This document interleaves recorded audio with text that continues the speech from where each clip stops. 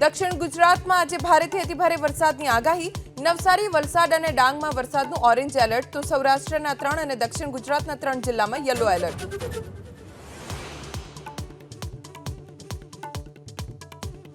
ડાકોરના રણછોડજી મંદિરના લાડુના પ્રસાદની તપાસ કરાવવા ઉઠી માંગ। સેવક આશીષભાઈએ સોશિયલ મીડિયામાં મૂકી પોસ્ટ, તો ટેમ્પલ કમિટીએ તમામ આરોપોને ગણાવ્યા પાયા વિહોણા।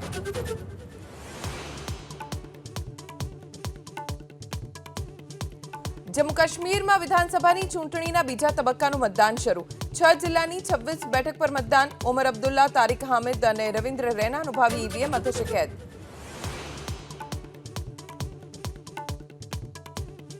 हरियाणा में आज प्रधानमंत्री मोदी प्रचंड प्रचार। सोनीपतना, गोहाना में गजवशे जनसभा।